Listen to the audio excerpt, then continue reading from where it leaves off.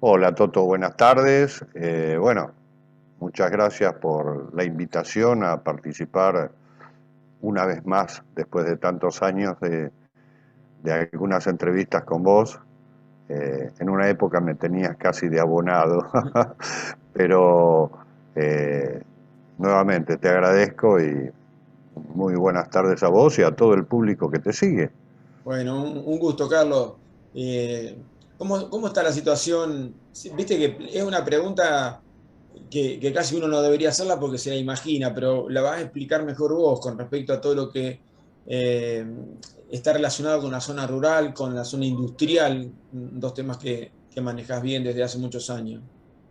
Mirá, eh, así como la situación está complicada en general para todos los sectores que dependen de un sueldo, está complicada también para el empresario, para el productor y muy particularmente desde el fines del año pasado, principios de este año, particularmente para el sector agropecuario por la sequía. Eh, Esto va, y desgraciadamente, va a repercutir también en el país, porque la sequía no solo es en nuestra zona y alrededores, sino que es en gran parte de la provincia de Buenos Aires, también en la zona núcleo, también en Santa Fe. Corrientes está sufriendo, no sé, Sí. se está incendiando la provincia de Corrientes. Así que es un grave perjuicio para los productores que dependen de las cosechas para pagar los insumos, los contratistas, los empleados, eh, los cambios de maquinaria, mejorar con la maquinaria, sino también porque gran parte de los ingresos del país dependen de las retenciones de las exportaciones agropecuarias. Eh, el sector, por un lado, el sector de granos por las retenciones directas, el sector de carnes por la falta de alimentación para sus animales, el sector porcino porque los insumos para alimentar a todos sus animales se encarecen al ritmo del aumento de precios de los granos y del aumento del valor del dólar. Eh, También la avicultura sufre los problemas del aumento de la comida de todos los animales de las granjas. Así que en ese sentido es un perjuicio muy importante, no solo para el sector agropecuario, para los productores, para los pueblos que viven, como el nuestro, en gran parte del sector agropecuario, porque esto también incide en lo que pagan los productores de, bueno, de las tasas, de los impuestos municipales y los impuestos nacionales, en forma directa como impuestos y en forma indirecta como retenciones. Así que, insisto, lo veo realmente complicado. No veo una situación que sea fácil por delante. ¿Tenés relaciones con productores, con gente del rubro que esté en nuestros países en este momento? No, eh, no, yo no tengo relación directa con ningún productor que esté produciendo en otros países, pero sí sé que esta sequía ha afectado a las producciones de soja y maíz de Brasil, de Paraguay, y también ha afectado en Uruguay a, a, todo el sector ganadero que necesita alimentar a sus animales. Con la sequía no hay buenas pasturas y necesitan comprar comida para alimentar a la hacienda. Entonces, esto ha incidido en gran parte de América del Sur y particularmente en los grandes productores de maíz y soja como somos los argentinos y los brasileños. Y eso incide en el mercado de granos de Chicago, porque en definitiva, eh, desde Chicago, donde se maneja un poco el termómetro de necesidades del mundo en compra y venta de granos y subproductos, con la referencia de la bolsa de Chicago, se manejan los precios locales. O sea, el mercado de Chicago o el USDA es un mercado de referencia para los precios de nuestro mercado. ¿Por qué motivo? Bueno, porque el exportador con ese precio determina un precio para comprar al productor argentino o al exportador argentino. Por ejemplo, por decir algo, la soja vale $350 o el maíz $230, que es lo que puede pagar el exportador para comprar a nuestro productor o acopiador. Entonces es el mercado de Chicago el termómetro de lo que pasa en el mundo con el mercado de granos. Si China demanda soja, el precio internacional de la soja sube, y con más razón si la producción de Sudamérica, particularmente Argentina, Brasil y Paraguay, están con problemas de sequía. Por eso viene subiendo permanentemente. Y por eso, desde la Secretaría de Agricultura, se dice que podrían poner un freno a las exportaciones. O sea, si en definitiva la cosecha va a ser 20, 30 o 40% menos de lo previsto inicialmente, pondrían freno a las exportaciones para no desabastecer, que no se desabastece, pero con el argumento de no desabastecer al mercado interno, ponerle un freno a las exportaciones para que no suba el precio interno con referencia a lo que vale afuera. Carlos, ¿cómo ves vos cuando llegaste a Navarro, te instalaste y tu empresa fue una novedad porque empezó a haber un movimiento de gente pujante, que venía con estudio universitario, preparado para hacer un pueblo diferente, inclusive con algún sueño industrial del que nunca se concretó definitivamente Navarro? Y hoy hay como un boom de productores, de industriales jóvenes, de dueños de pymes, que están invirtiendo en el pueblo y que les debe costar como a todos, pero que te genera como cierta esperanza de esta movida. ¿Cómo la ves? Bueno, es auspicioso. O sea, personalmente lo felicité a Gastón Thierry por el premio merecido que obtuvo. Claro, y bueno, me enteré justamente por Navarro Noticias. Cuando leí la nota, lo primero que hice fue llamarlo a Gastón y mandarle una felicitación. Bien, No me animé a darle un beso, por supuesto.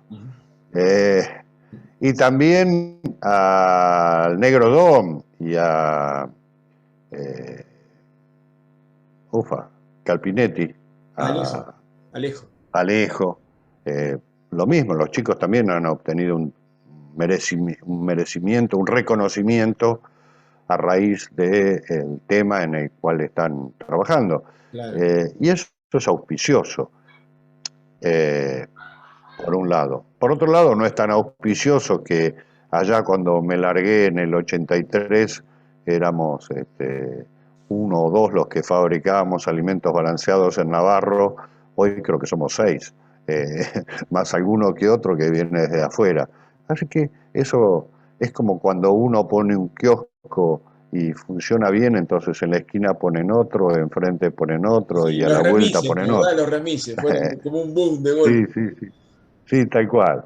Y después está el productor, en este caso el productor agropecuario, al tener tanta oferta empieza a elegir y empieza a chusear, a ver, che, no, porque mirá que fulanito esto o fulanito lo otro.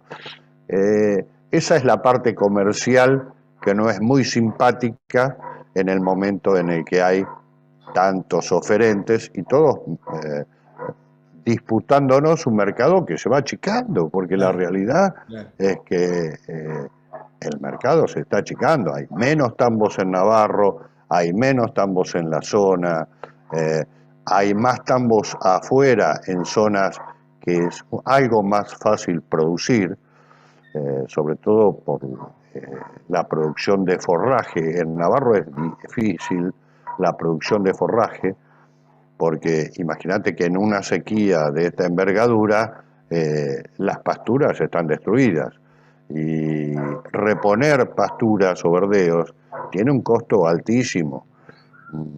En cambio hay zonas que es algo más fácil, Santa Fe, Córdoba, Claro. en zonas en las que, por ejemplo, un cultivo como la alfalfa, en la zona núcleo, en Santa Fe, en el oeste de Buenos Aires, en Córdoba, se da muchísimo, mucho más fácil y es un cultivo que dura 5 o 6 años implantado, cuando acá, con suerte, dura 3 años en el mejor de los potreros. Claro, claro. Entonces, si estamos eh, 2 o 3 disputándonos un X mercado y al cabo de tanto tiempo somos 6 o 7 disputándonos un mercado más chico, se pone agresivamente competitivo. Pero bueno, son las reglas de juego, La regla obviamente. de juego, es verdad. Nos pasa todo cada uno en lo nuestro, ¿no? Tal cual. Pero es verdad que el mercado se achica, sí, Sí, y sí, a veces se compite para abajo y es sí. complicado, ¿no? Pero bueno, este, con respecto a la política, porque va todo entrelazado, ¿no? Si tenemos una Sí, buena política, y desgraciadamente probablemente sí. todo vaya de una manera más auspiciosa, pero este país, yo hoy escuchaba a alguien que decía que se habían hecho 350.000 puestos de trabajo nuevos, pero que se habían generado solamente en el Estado, que el sector privado no lo podía hacer, Claro. o lo hacían muchísimo menor escala seguramente. Y uno ve que crecen los entes gubernamentales de dirigente y que no van a cerrar las cuentas nunca. Y por otro lado, No. Carlos, un montón de obras que se hacen porque parece que los gobiernos tienen necesidad de hacer obras, eh, pero por ahí cosas que son fundamentales y súper necesarias no se realizan. ¿Cómo ves vos esto y si en algún momento decís, bueno, he pasado toda la vida mirando, pero en algún momento vamos a salir de esto? Eh, Debería decir que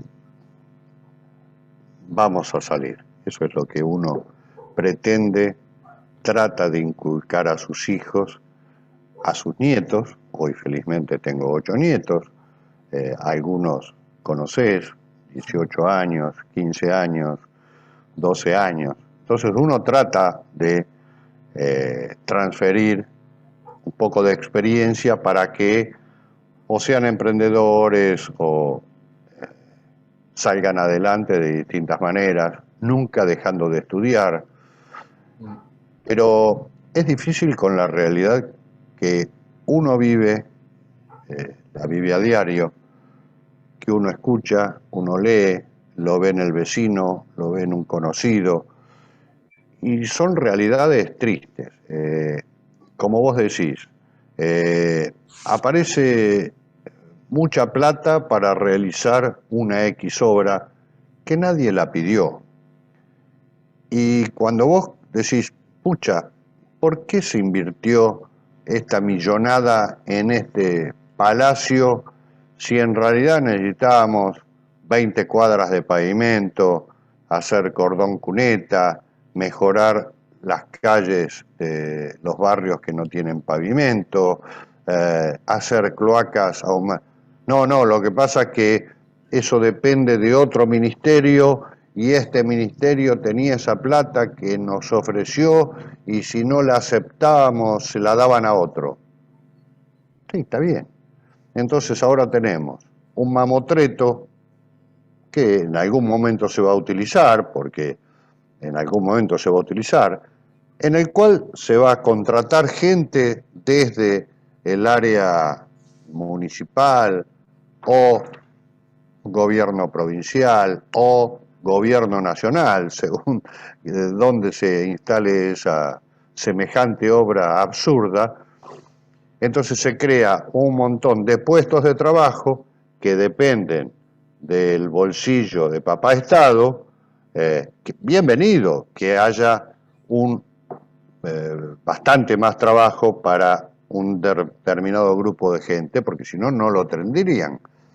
Pero de esa forma nunca vamos a bajar el gasto público, y el gasto público es emisión, emisión es déficit, déficit es inflación, y entonces pasamos del 20 al 30, al 40, al 50, y ya no nos asusta más que nos digan que probablemente este año vaya a haber 55 o 60% de inflación, cuando tengo la suerte de hablar con amigos que están en Estados Unidos y se asustaron en Estados Unidos porque el año pasado tenían 6% anual de inflación, y ya era que algunos hablaban de que Biden tenía que renunciar porque tenían un 6% anual de inflación. Entonces, desgraciadamente lo que nos está pasando es que no se toman las medidas. Indudablemente es muy fácil decirlo sentado desde atrás de una pantalla, que hay que bajar el gasto público, hay que reducir el déficit, hay que echar a tantos empleados. Bueno, no hay fuentes de trabajo. Entonces toda la gente que está en la administración pública, que ahora debería ser prescindible, ¿a dónde la mandamos? ¿Qué comen? ¿De qué trabajan y de qué come su familia? Es un... Y cada vez peor, porque como cada vez se crean más puestos de trabajo que sale del bolsillo de los contribuyentes el sueldo para que esa gente pueda vivir, del sueldo, y a su vez hay cada vez más subsidios que se dan a gente que no tiene recursos, no tiene trabajo, no tiene recursos, eh, necesitan salir de la indigencia, porque es de personas de bien pensar en que esa gente no puede estar en la indigencia. Entonces hay que darle subsidios, pero si tenemos la obligación de dar subsidios, si tenemos la obligación de inventar puestos de trabajo desde el Estado, porque no hay inversión privada para generar fuentes de trabajo. Si no exportamos, porque tampoco producimos, no producimos porque no podemos importar materia prima, entonces estamos en un círculo vicioso del cual es difícil salir, y si no le encontramos la vuelta, si los responsables de encontrarle la vuelta no se la encuentran, estamos en el horno. Entonces, es difícil decir qué puede pasar. Vos escuchás o escuchamos a distintos economistas. Hoy por hoy, así como hace 2 años escuchar a un infectólogo, a un epidemiólogo era moneda corriente, salían desde abajo de las baldosas, no sabía que había tantos. Hoy, escuchar economistas, todos los días aparece un economista nuevo, y todos tienen una receta distinta.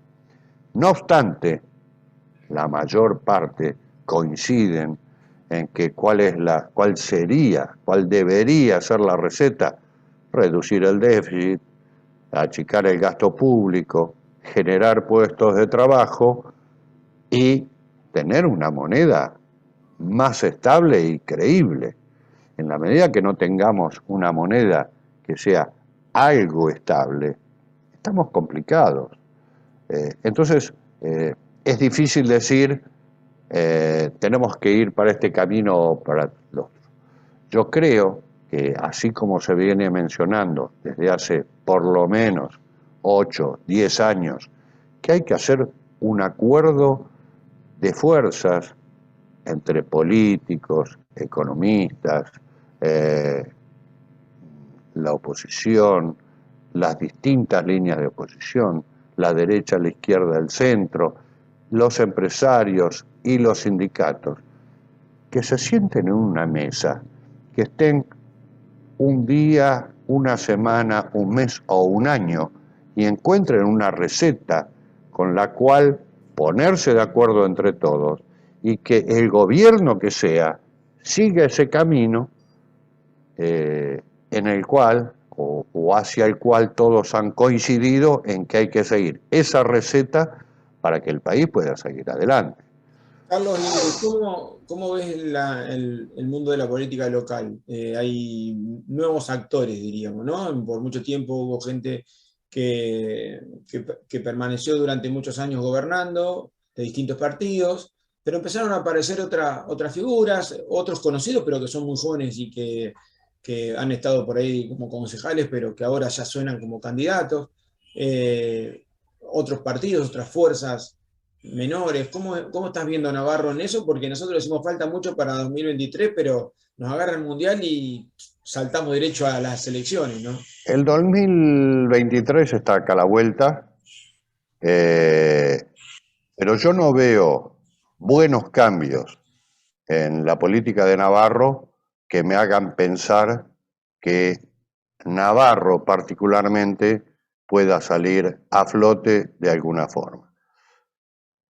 Primero y principal, porque Navarro está dentro de la provincia de Buenos Aires, por lo cual depende hasta en recursos del gobierno provincial e indirectamente del gobierno nacional. De modo que en la medida que no haya cambios en el gobierno provincial o en el gobierno nacional, Navarro tiene que depender de propios recursos, con lo cual es bastante difícil. Políticamente no veo que haya una renovación que nos vaya a dar una receta distinta de lo que se viene haciendo.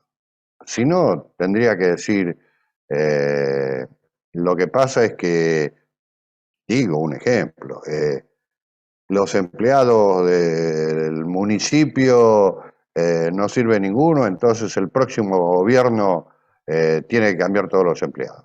No es cierto. Los empleados cumplen las funciones que los jefes de área, las cabezas de cada área, le hacen cumplir. Entonces, si no hay cabezas capacitadas en cada una de las áreas que están conduciendo, no puede no puede salir bien las cosas desde el momento que quien las ordena, dirige, autoriza, supervisa, etcétera, etcétera, las haga cumplir bien. Y te doy un ejemplo estúpido. Desde previo a las PASO salió que se iba a pavimentar un camino interno en el parque industrial. Ah, bárbaro, buenísimo, muy lindo, qué sé yo. Bueno, el asunto es que un lunes aparecen maquinarias, retroexcavadoras, palas y demás, levantando todo lo que había, cortando la calle de acceso. Ninguno sabía nada. Por esa calle entran y salen todos X cantidad de camiones, entre los cuales estaban los míos, que entran materia prima y salen producto terminado. Bueno, hubo que salir a la disparada en abrir una entrada alternativa por el acceso sobre la circunvalación a la 47. Después esa pavimentación que empezó a hacerse se suspendió porque había que tirar una línea de gas hacia otra planta. Entonces no se hizo la otra mano, entonces como no había la mano de ida, la mano de vuelta, siguió interrumpido el acceso por esa calle. Sigue hoy interrumpido el acceso, con el agravante de que ese pavimento que hicieron, en el cual no se subió ni una persona ni una bicicleta, ya está partido.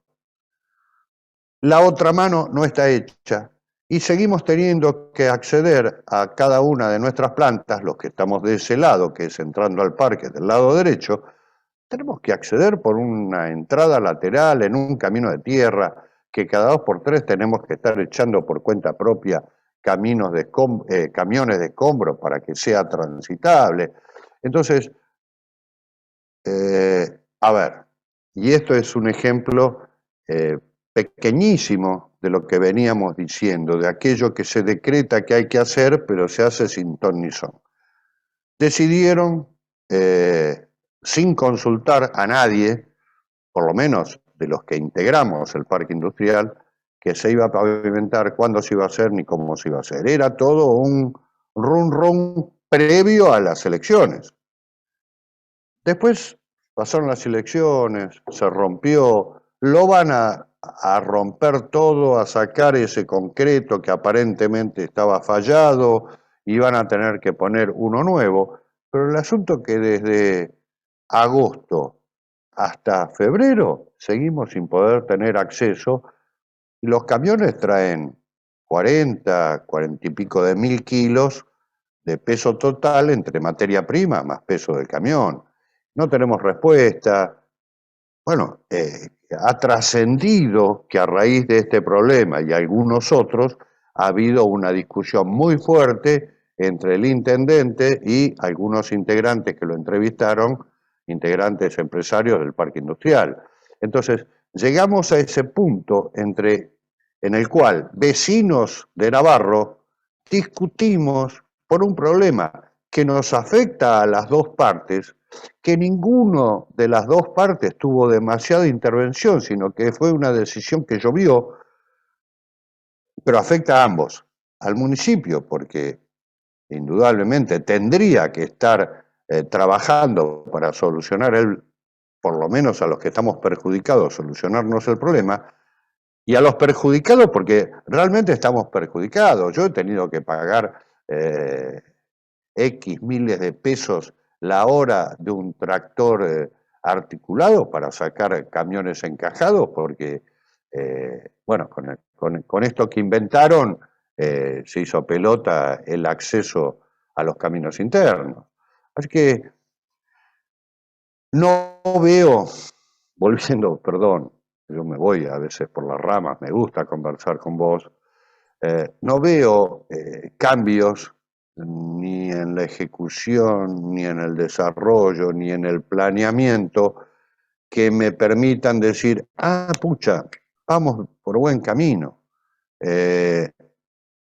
Hay un problema en los caminos rurales, hay un nuevo, es probable que me equivoque con el nombre de la función, que es el secretario de Obras Públicas, director de Obras Públicas. Secretario de No, Obras no, Públicas y secretario de Producción se nombraron nuevos. bueno, que es Hernán Ferrari. Sí.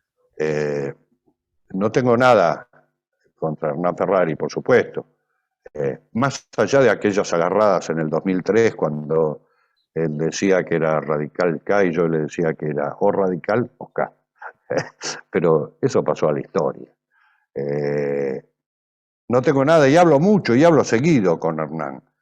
Pero, ¿cuál es? ¿Quién va a estar supervisando los arreglos que se hacen en los caminos de la zona rural? Que la verdad que son un desastre. ¿Quién va a supervisar lo que pasa en estos arreglos, inventos, pavimentos que se hace, por ejemplo, en el parque industrial? ¿Quién va a dirigir las obras de pavimento que se vayan a hacer, como se hizo en la calle 121, que en su momento hicieron un pavimento que cuando venían los autos, el paragolpe se chocaba con la levantada que tenía en vez de tener en la alcantarilla? Entonces, o acá nomás, en la 131, que uno no entiende qué pasa, que está 20 metros a la bajada de la ruta, está cortada por el agua. Entonces yo paso porque tengo una camioneta, pero aquel que tiene un auto chico no puede pasar porque se llena el auto de agua.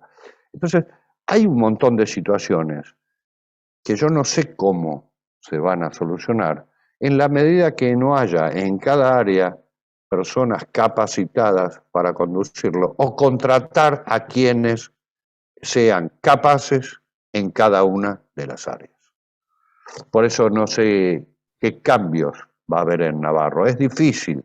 Yo no sé si los cambios de nombre significan cambios de mentalidad en la política. Entonces, no sé quiénes Claro, podrían, no sé quiénes podrían ser candidatos. Estimo que dentro del radicalismo van a querer ser candidatos Matteo Natalini, Horacito Rodríguez, Franco Di Leo. ¿Están preparados? Son jóvenes, capaces, con ganas de hacer, pero lo están demostrando desde el Consejo Deliberante. A mí, como radical, me preocupa que no se hayan podido poner de acuerdo cuando fue en diciembre la elección de autoridades del Consejo Deliberante. Entonces, si tenemos un partido radical en el cual, desde el BAM, cuando empiezan a funcionar las autoridades del Consejo Deliberante, que la tienen que conformar entre las dos líneas que concurrieron post-paso, ya es preocupante. Y cuando del otro sector de la oposición, perdón, el gobierno, esto era la oposición, desde el sector del gobierno, no, yo personalmente no veo figuras trascendentes para acceder al sillón del jefe del municipio. Sí creo que se abre la puerta para que vuelva Santiago Maggiotti a poder postularse. Creo, tengo entendido que está ahora permitido que Sí. pueda presentarse a una reelección. Pero salvo Santiago, no sé quiénes, no veo figuras, a lo mejor soy yo que no veo las figuras que puedan ser trascendentes dentro del Frente de Todos o el nombre que le pongamos al peronismo. Y bueno, tendrá también su intención de participar Daniel José, porque no en vano se ha alargado a la candidatura para concejal. De modo que a nivel local me parece que si no hay cambios a nivel provincial y en la nación, vamos a seguir un poquito de aquí para allá. En algunos casos vamos a tener, como cuando fue gobernadora Vidal, obras bien planteadas y bien ejecutadas, o vamos a tener lo opuesto, que va a ser obras que van a ser grandes palacios que después no vamos a saber para qué se van a ocupar. Carlos, como siempre, muchas gracias y bueno, seguiremos en contacto. Lo mejor para vos, para todo lo que rodea a esta empresa que hace tanto tiempo que está en Navarra, ¿no? Yo te agradezco mucho. Discúlpame si soy bastante charlatán, pero bueno, me das la posibilidad de poder dar mi opinión a los vecinos y algunos lo compartirán, otros no, pero creo que si no le damos soluciones desde,